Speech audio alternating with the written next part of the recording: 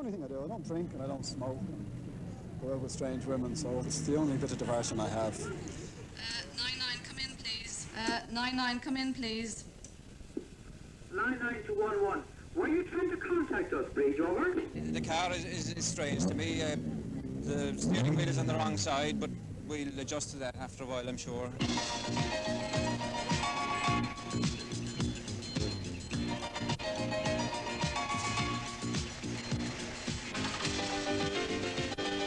Rallying is an expensive hobby for participants. It's an addictive sport for those who like fast cars on narrow roads and, of course, a challenge. The Galway International cost the Galway Motor Club £30,000 to stage. It had 68 starters for the three-day event and, as usual, safety and scrutiny checks before the start. Tip. Yes, that's great. This Galway Rally has something special in that it's being run following a break in 1983. It's part of that ancient city's quincentennial celebrations, and it holds the promise of a 400-mile battle between most of the top rally drivers in Ireland, particularly the tarmac champion Austin McHale and Cork's hero Billy Coleman. Both are in 2.4-litre Opel Manta 400s, 300 horsepower monsters in untamed form. Well, actually, we had very little practice with it. We're down in Mondello. We had about an hour going around the track there during the week. I haven't really tested on the stage. I wouldn't really be able to say what the difference is till then. But the car seems very quick. It handles fairly well. It is appears to be more straight line than the Chevette. But we'll know after a few stages, we'll be able to give you a definite answer then. Now, it is a bit longer than the Chevette. I mean, do you feel that, or do you realise that? I mean, does that come across to you in the cockpit? Yeah, well, it's about 18 inches longer than the Chevette. It's very hard to judge the front of it. You know, as I said, it'll probably take a bit of experience to do that. There is a longer front on it, but they are obviously a better car, later development and all that, so the car should be more competitive. I'm going to just drive my own rally. I think Galway is always a very destructive rally on the first night, and there's a lot of people start and don't come in on the Friday evening, so I'm just going to play myself in as well. I haven't done a rally now since Skibbereen in November. What have you done with your car since that? Absolutely nothing. My car is the same as the 83 spec Chevettes. They've stopped developing Chevettes now, so we can't go any further with them. Driven it on less than 10 miles, if you can believe that, and it's a fabulous car, but obviously being out of the sport at top level for a few years now, this is a very, very fast car. All the more difficult to drive, maybe because of that. I have to be really up with it. And tell us a little bit about it. What sort of an engine, how many brake horsepower? And this is a 2.4-litre four-cylinder engine producing not far off 300 brake horsepower.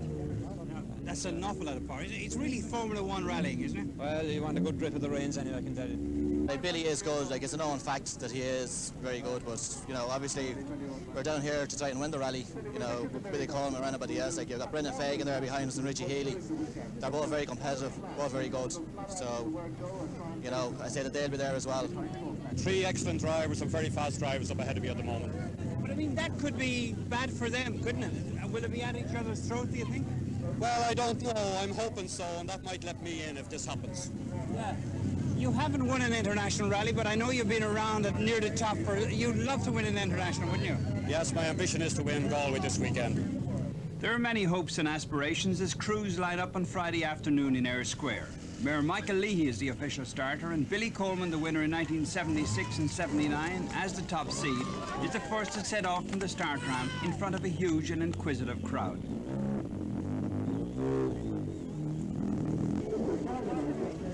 Austin McHale's NDT-backed Opel is next. 30 seconds later, the Rat Cool driver, with his roots in Mayo, is ready to add to his win in Cork last October. Number 3 is Dubliner Brendan Fagan in the Chevette HSR, a winning car with an experienced driver yet to win an international rally. Richie Healy's Ford Escort lacks the power of the Opels or Fagan's Vauxhall. Still, the man from Malahide has high hopes. Ken McKinstry from Banbridge in Escort number 5 leads the entries from Northern Ireland, and he, like the rest, goes crawling through the city crowd and traffic and off to the first stages on the shores of Lough Corrib near Oughterard. Coleman's left-hand drive Opel Manta is the first to charge through.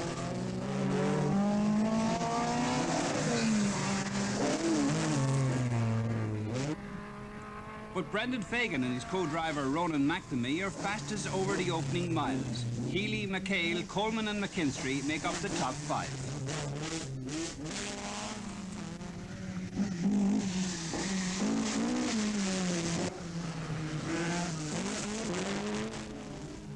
At service after the opening 3 stages, Brendan Fagan and his Vauxhall gets most attention. He's really stealing a march. Well, I think we're about 12 seconds ahead of Richie Healy, and Austin is a couple of seconds behind Richie, and then Billy's fourth. Does that mean, in fact, the big boys are not really trying that hard, or...? I would say they're just learning the cars, because neither of them have rallied Mantas before, and I've been in Chevettes for a long time. The stages, the first 3 stages, did they suit the Chevette? They were tight and narrow, I think. The first and second would definitely suit a Chevette. The third one was a little bit more open. But overall, probably a smaller car is more of an advantage. What in fact are you doing with the car right now? They just check over everything, check the front suspensions, mainly because there was a lot of bad jumps on the stage, and just in case there's anything bent in the front, and check all the oil levels and just check over the car generally. Soon they're back in action, covering the same 3 stages, Glen Road, Kilagyle and Roscatta, but this time in darkness.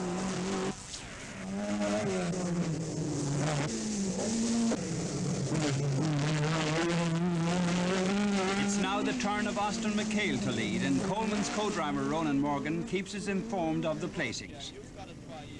No, you're not. McHale has you by 4 seconds. He's 35.20. Coleman is only 8 seconds back on McHale. I'm delighted because there's only 15 or 20 seconds in it, Michael, and well, it's more or less working out as we thought. We were unfamiliar with the car and we're slowly getting to grips with it. Modern tyres are so good that it's quite amazing the amount of grip you can get, and so why not use it? Oh, it's a fantastic car. I mean, I'm just really getting to know how good it is, and I can't believe, you know, that you can go so quickly, but slowly I'm beginning to accept it. We're about 14 seconds ahead of Billy. I think it's Billy or Brendan Fagan the second. I think there's about 5 or 6 seconds then to whoever's third. Yeah, that's not very much though, is it? I know it's nothing really, but we're taking it handy this evening. And we'll go a bit quicker tomorrow, hopefully, get more used to the car and we can see where we're going. What have you done in this service halt here now? Anything different? Just basically checking everything, see if there's anything, like the car is being newly built, and just to check that there's nothing coming loose or that sort of thing. Service is of course essential. It's a vital part of rallying, particularly for the fastest cars. Already Richie Healy is out with a spate of punctures. So are Ken Irwin and John Connor. While in Uachtaráin, the stage times are collected, relayed by radio to a Galway-based computer, and while the drivers go out on the third 3-stage loop before the overnight rest, the unofficial overall placings are duplicated and distributed locally. The whole complicated operation, the entire rally, is controlled by Breed Brophy from the Great Southern Hotel in Galway with the help of Western Communications. She's the clerk of the course, the commander-in-chief. It's obviously getting the number of people we require to get out on stages, to get out there in time, and you know, when weather is inclement, it's very hard for a guy to get himself out of bed early in the morning. Do I read you correct, 6-1, that Austin McHale has crashed out on stage 7? Is that correct? Over? Do you have any idea what distance into the stage the crash took place? Over?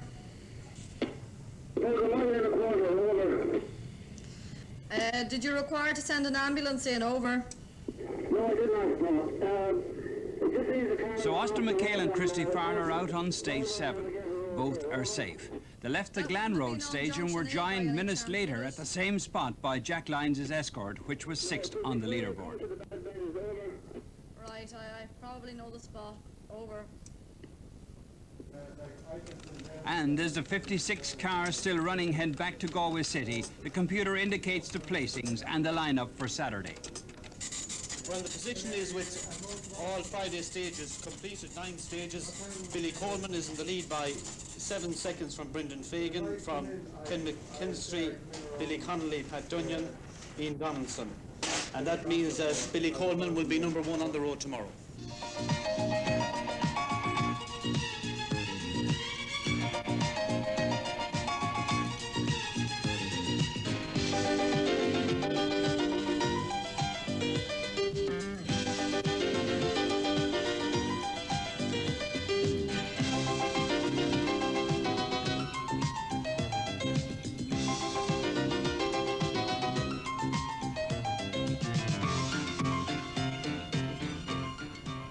The gap is in fact 53 seconds, so it's now a matter of Coleman pacing himself with the dealer Opel team Manta something.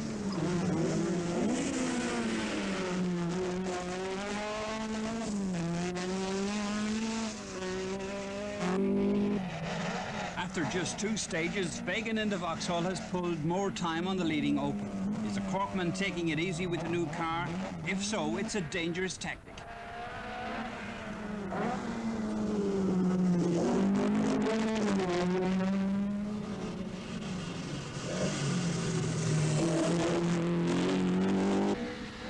Ken McKinstry is having a superb run with the Escort, his third. Ian Donaldson's Talbot Sunbeam climbs to 4th after the first 2 Saturday stages.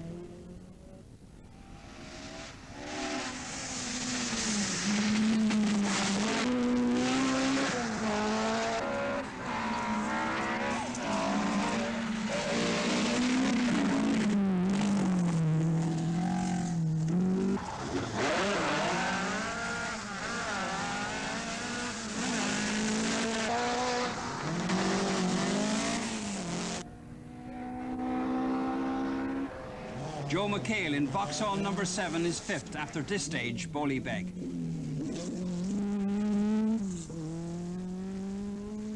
While John Price's Renault Turbo is a lowly 12th overall as they head for service in Gort.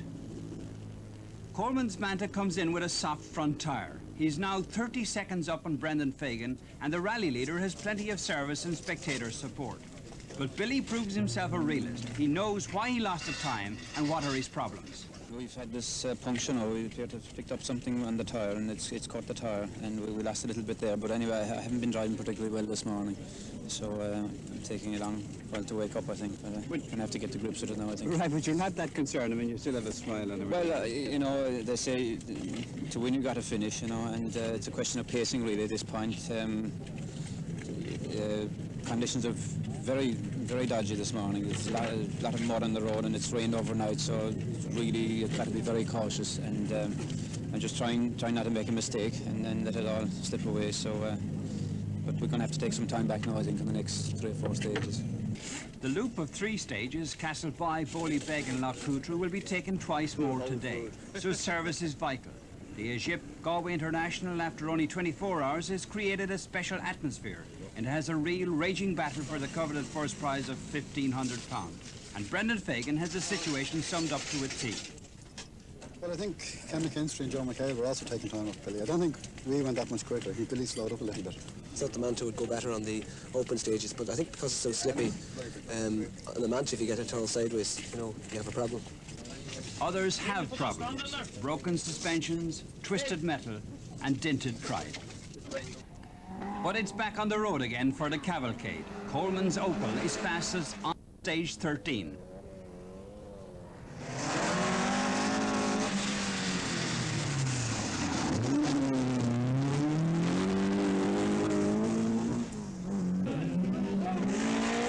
Minutes later, Ken McKinstry retires after a fine drive with his Escort. The reason is a blown cylinder head gasket.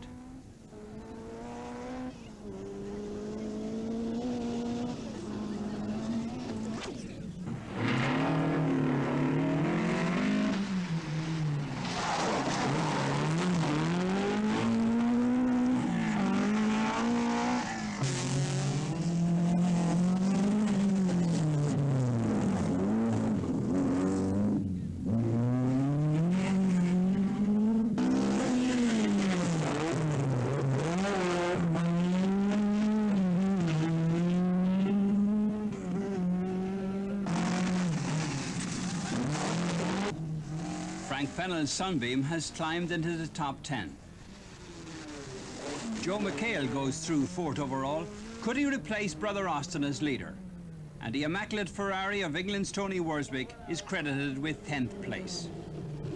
With stage 14 cancelled, it's Lough Cuatra next, and again it's Coleman first through.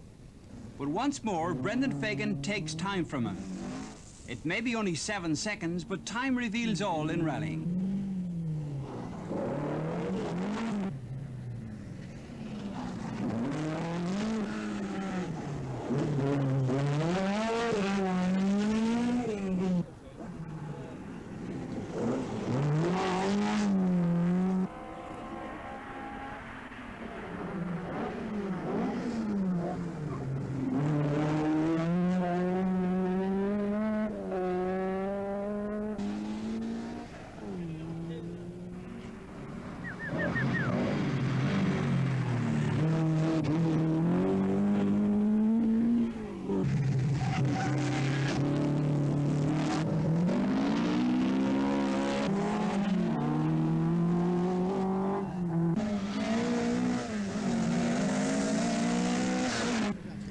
And again it happened. With just 2 stages to go before the end of the second day, Fagan is first through, but with a jammed clutch.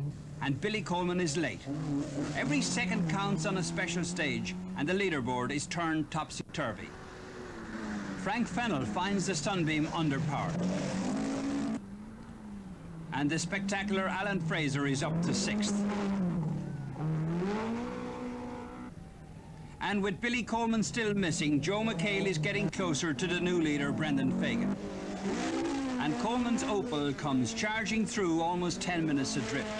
Ken McKinstry, Ian Donaldson and Ron Neely are out, depleting the field still further. And Worswick's Ferrari is still going. And in failing light, they head back to Galway, where by 6 o'clock the full extent of Coleman's difficulties are known. Brendan Fagan, Joe McHale, Ken McMillan and Pat Dunyan all head the Corkman and his Opel Manta 400. I just see on the sheet there now we're down as 5th, but in fact there's only about 40 seconds between that and 2nd again, so hopefully in the morning we'll be able to get back to 2nd, but of course Brendan Fagan is very much ahead now. The fan belt came off of the engine, that's what happened. It took us 10 minutes to find the new one and put it back on, so it was fairly crucial. And did the engine actually get very hot? Or? No, it didn't, because the light came on immediately and we stopped. And in fact, we refitted the old belt, but it only lasted a couple of miles. So we fortunately had a new belt in the car, but the time we stopped and got everything organised, just 10 minutes was that was it. Well, that's the look of the game, isn't it, Billy? That's the joys of motor. We're looking there at 2 very happy mechanics because they're looking after the rally leader, right? Well, they're going to have to work hard in the morning for us to keep really, because we've had no clutch for the last 3 stages, so they're going to have to change the clutch in the morning. How big a job is that, Brendan? Explain it to us. Well, it's a 20-minute job in a rally, but if that pair were doing it on a normal time, it'd take about 2 days and they charge about 50 quid. Ronan, have you got any money to pay these guys in the morning? Not a bit. Not a bit. Now, you expect to do it within about, what, 15, 20 minutes? Yeah, we've got an hour service time in the morning, so all we've got to do is get from here to Gort, which is 25 miles away, and we've got an hour to change it, so there's no problem at all. Brendan, you've never won an international rally, and I'm sure you're always thinking of the one you're going to win. Could this be it? Well, next to the circuit, this is the rally I like most to win. The international I like most to win, yeah.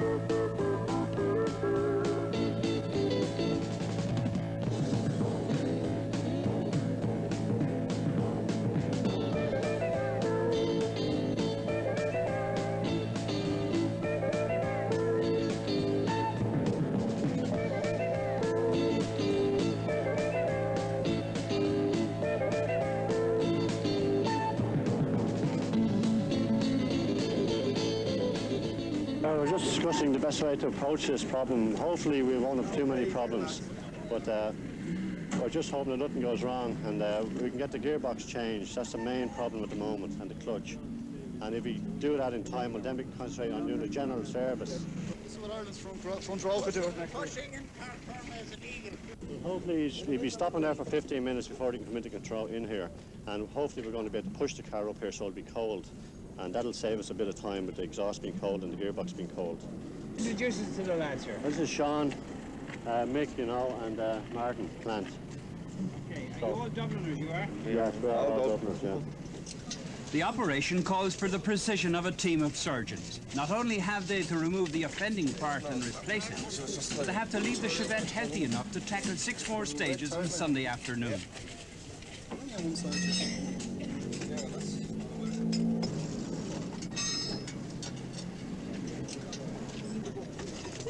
The Egypt International has a quartet of leaders unfamiliar to say the least. Like Joe McHale, second overall, 6 minutes off the pace, being set by Brendan Fagan. Second overall, pretty good, isn't it? Are you happy with that? I'm delighted, Michael. You know, I didn't expect to be near this high up, because I know from Austin's driving that the pace is better fast, and 4 internationals. Now you're about 8 minutes behind, Brendan. You've got very little chance to. What is your biggest problem? To hold on to your place? I don't think that I'll hold on to my place, Michael, because apart from having very little experience of the car, it's my first time driving a Group 4 car on tarmac. And, you know, the managers are that more superior on tarmac. You know, that much quicker, so they must be good for 3 seconds a mile. So with Bill's driving ability, you know, I'd expect that he should catch me very handy. Ken, third place overall, an unusual position for you, isn't it? Yep, the car's been reliable, and I woke up a bit towards the end of the day. You started yesterday morning 15th place or something like that? Yes, and I don't really like the muddy stages, and I didn't. As it dried, we started to go a bit quicker, and other people had problems. Now, it looks like Billy Coleman may in fact charge you back to second place, or that's the prediction anyway. Would you hope to get third place? No, Joe's the safe. Joe McHale is 2 minutes in front of us, so I would Billy I would say, will have us caught in a couple of stages. It's better than I expected to be doing anyway at this stage. Just played a waiting game and it seems to have paid off, but I'm leading now, but I reckon after the first stage this morning it'll be different. Yeah, you're from Donegal, right? Right. How much rallying have you done in fact? Nothing this last few years. Done quite a bit of it back about 2 years ago, 3 years ago, but I haven't this last year, so not terrible that. And Austin McHale is also driving in his retired and undamaged Manta. As a sweeper, he can check his car following Friday night's excursion near Uachtarard. We clipped a rock, took off a back wheel, went out over a bank, and we couldn't get back on. We had very little damage done, but it's just unfortunate we couldn't get back on. There was no spectators around or that, so we were there for the night. You must be delighted to see your brother doing so well, Joe. Yeah, Joe's doing very well. He's up to second now, and I think he's about 5 minutes behind Brendan or that, and if he can hold on to second, he'll be doing very well. And they're making progress with the leading Vauxhall. The race against time is going Fagan's way, thanks to the expertise of the spanner men. At the moment, they are just trying to take off the clutch plate, and I don't know if they have it off yet or not, but in the next few minutes it'll be off, and then we'll start racing. Yeah, how many more minutes then have you got left? Got another 42 minutes left, so no problem. Joe McHale is first on stage 19 at Cappamore. There are now only 34 cars in contention.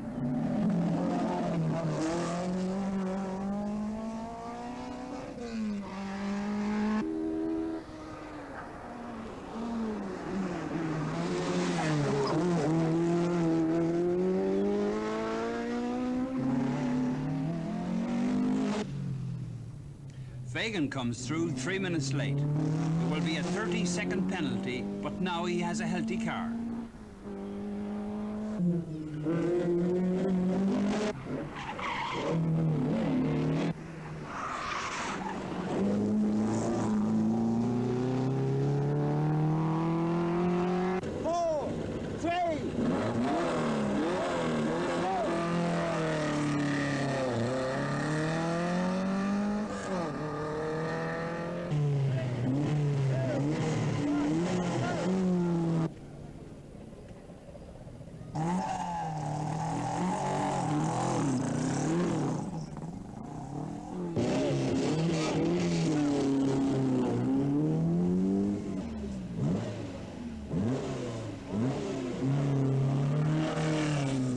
Today's 6 stages are made up of 2 loops of 3, Cappamore, Tubber, and the infamous Corkscrew Hill in the Burren.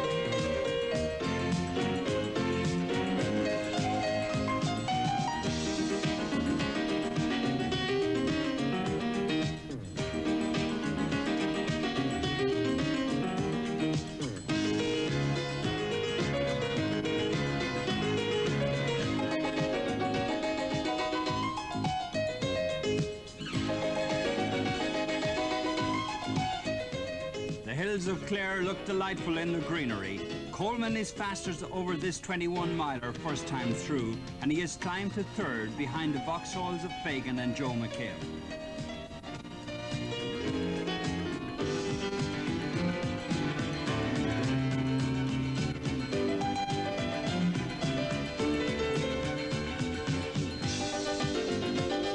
On the Gorta Clare mountain close to Carron, England's Tony Worswick finds a place to park his deranged Ferrari.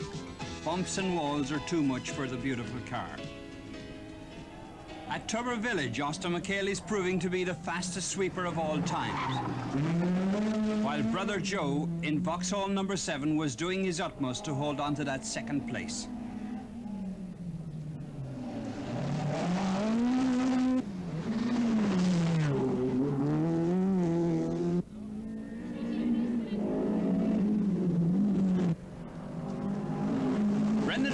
Pacing himself perfectly. Today he's lost only 50 seconds to Billy Coleman, who's still almost 2 minutes behind Joe McHale.